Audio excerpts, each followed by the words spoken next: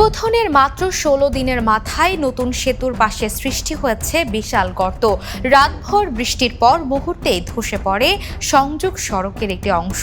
ঘটনাটির video সামাজিক যোগাযোগ মাধ্যমে ছড়িয়ে পড়তেই শুরু হয়েছে তুমুল রাজনৈতিক বিতর্ক। ভারতের উত্তরাখণ্ডের দেরাদুনে টন্স নদীর উপর নির্মিত প্রায় ১৬ কোটি রুপি ব্যয়ে তৈরি একটি সেতুকে ঘিরে এই বিতর্কের সৃষ্টি হয়েছে। চলতি বছরের ১২ জুলাই যান চলাচলের জন্য সেতুটি খুলে দেওয়া হয়েছিল।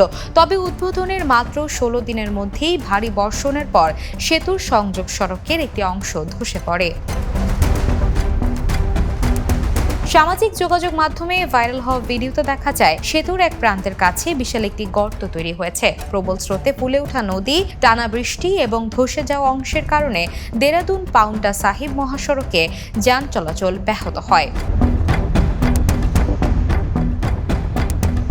তবে প্রশাসনের পক্ষ থেকে জানানো হয়েছে মূল সেতুর কাঠামো অক্ষত রয়েছে। দেরাদুনের জেলা ম্যাজিস্ট্রেট জানিয়েছেন ক্ষতিগ্রস্ত হয়েছে কেবল সেতুর সংযোগ সড়কের একটি অংশ। ইতোমধ্যে মেরামত কাজ শুরু হয়েছে এবং জনপদ বিভাগের প্রকৌশলীরা ঘটনাস্থল পরিদর্শন করে ক্ষয়ক্ষতির কারণ খতিয়ে দেখছেন।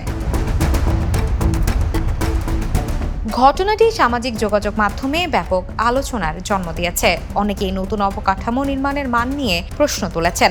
আবার কেউ কেউ বলছেন টানা ভারী বর্ষণের কারণেও এমন পরিস্থিতির সৃষ্টি হতে পারে। Desk report, the news. দেশে দেশে সবার সাথে দ্য নিউজ।